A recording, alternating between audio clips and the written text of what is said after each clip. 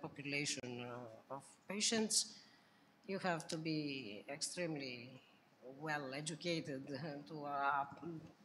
to deal with these kind of problems. But it's nice to know that somebody has solutions for children that cardiac surgeons cannot touch upon them. The two talks in combination for paravalvular leaks, I like them both. I think the less invasive you are, the more minimalistic you are, this is the best solution usually. But Dr. Panagiotou, I'm sold. There is still room for cardiac surgeons in this world. And as for the last two talks, I like the PFO talk. It's the revival of the closure of the PFO in the last few years. We have to be very strict about the indications and the patients we are dealing with. And as for your talk, it's a very nice approach. The one-stop shop approach is completely fine with me. Thank you very much. Thank you, Dr. Derradimas.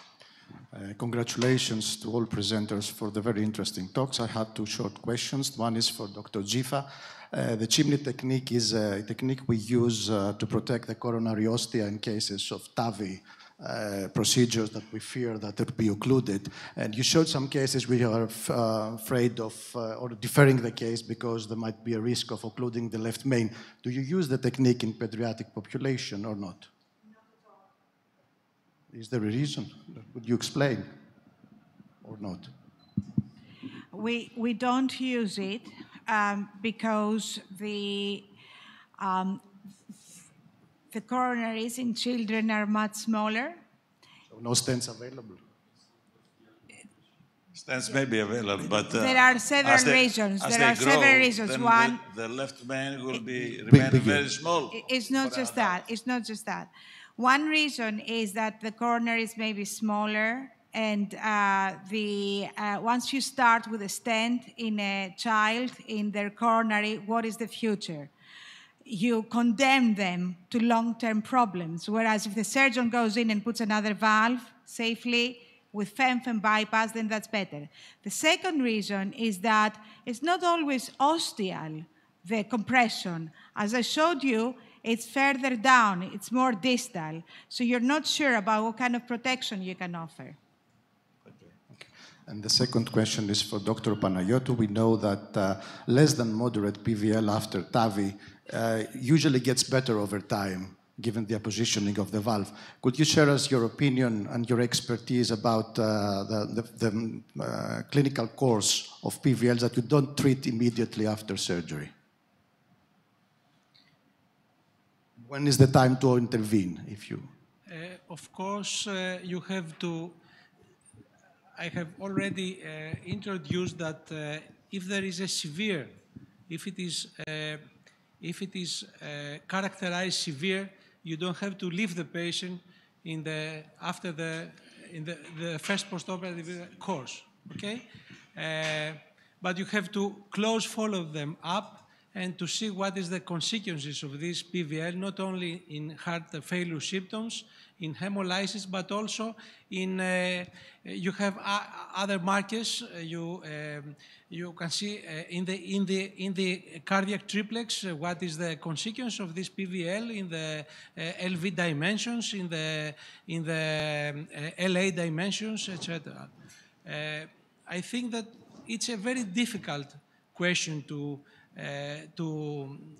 answer, and also it's a problem of surgical egos. You know, that's why you should deal in this patient, because it's a surgical catastrophe, a severe PVL after the first cardiac surgery. It's the Achilles heel of cardiac surgery. So you have to deal with the heart team there and close follow up the patient, and don't hesitate to do it earlier. You see, a redo in the first 6 months is also a nightmare due to the inflammation of the tissue, but sometimes you have to do it. Okay, Dr. Halapas has a small comment on the PVLs. First of all, there are not so often the symptomatic PVLs. The symptomatic PVLs are a rare situation, and in case after a surgery you have such a condition, you have to treat it as soon as possible. Okay, thank you. And our final moderator, Dr. Dimitriadis. Thank you for inviting me, Dr. Spargias, and I would like to ask. I really enjoyed the talk by Dr. Gifa, and I would like to ask her.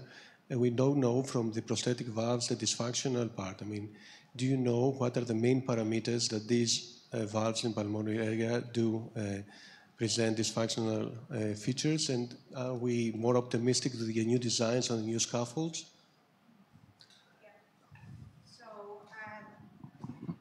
We are optimistic that the new designs are going to last longer and degenerate that long, indeed. They're, of course, more expensive, one thing to take into account, but they degenerate the same way, so it's either stenosis or regurgitation, predominant, or usually mixed disease.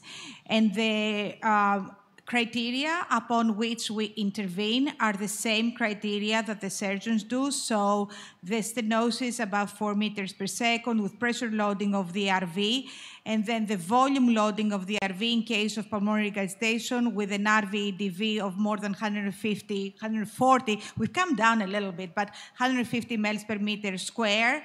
And we also see the ejection fraction of the RV. So careful about the RV. You may see the ejection fraction going down even with 130 and 140. And the second criterion is when the RV is double the size of the LV.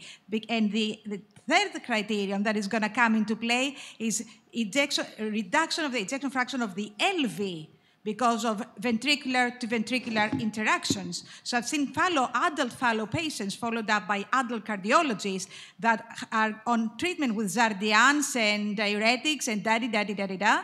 And then they say, well, we fixed the patient, but it's actually the RV that is the problem. So it's a multifactorial thing. You need to know the disease really well to be able to treat your patient really well. Okay, thank you very much. I think we have to conclude as we are running late. Thank you all of our speakers, moderators, and you for your patience.